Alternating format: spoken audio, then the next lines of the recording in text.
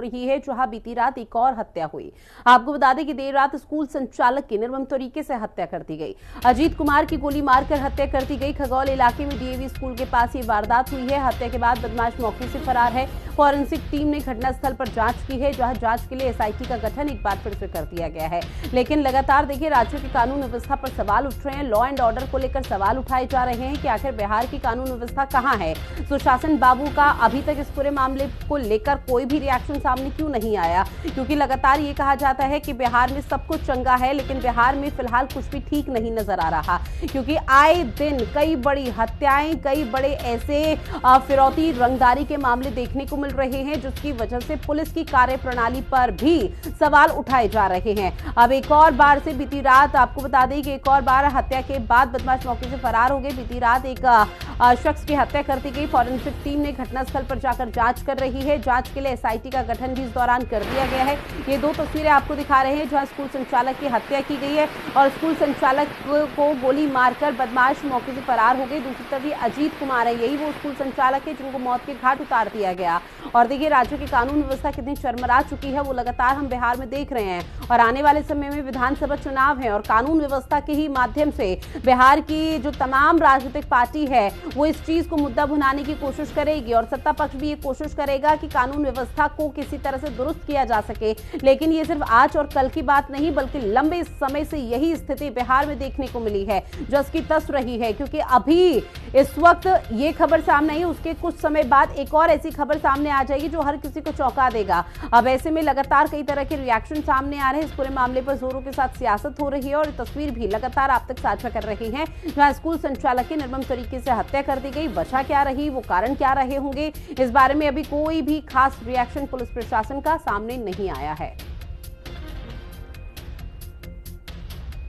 एक बार फिर से संजीव का रुख करते हुए, संजीव, चूंकि देखिए लगातार हम इस चीज को लेकर डिस्कशन कर रहे हैं कि बिहार की कानून व्यवस्था कब सुधरेगी, राज्य की कानून व्यवस्था लॉ एंड ऑर्डर को लेकर कब किसी का ध्यान खींचेगा, लेकिन कहां से खींचेगा, क्योंकि एक और बार से जो ये मामला है वो सामने आ गया। राजधानी पटना में स्कूल संचालक को मौत के घाट उतार दिया जाता है। देखिए, निश्चित तौर पर अभी खेमका जो हत्याकांड हुआ है वो अभी खत्म ही नहीं हुआ था कि एक बड़ी कह सकते हैं हत्या की वारदात सामने आ गई है। पटना के खगौल इलाके बेहद ही पॉश इलाका ये कहा जा रहा है, जो डीएवी स्कूल है उसके आसपास ही घटना घटी है और जो अजीत कुमार है उनकी हत्या कर दी गई। और उसके बाद पुलिस आनन फानन में वहां पर तमाम जो पुलिस के आला अधिकारी हैं और टीम वहां पहुंची है, फॉरेंसिक टीम जो है उसको जांच कर रही है।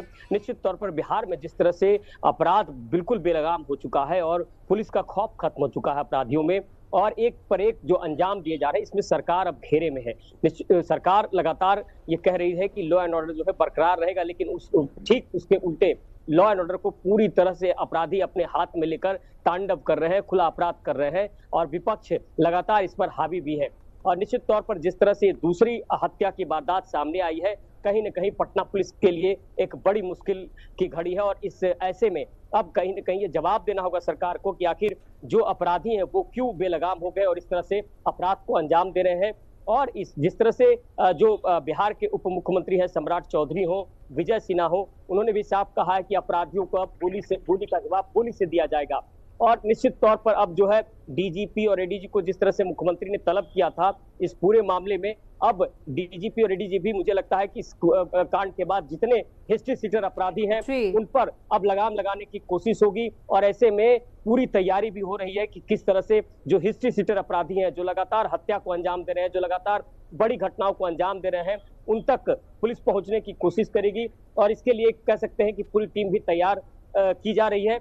और निश्चित तौर पर देखिए, इस तरह की अपराध और हत्या की जब वारदात सामने आती है तो जो डेवलपमेंट की बात होती है, जिस राज्य के बारे में कहा जा रहा है कि वो विकास की ओर बढ़ रहा है, तो जो आने वाले लोग हैं, चाहे वो बिजनेसमैन हो, चाहे वो तमाम लोग हो, उनमें एक कह सकते हैं कि डर का माहौल पैदा हुआ है।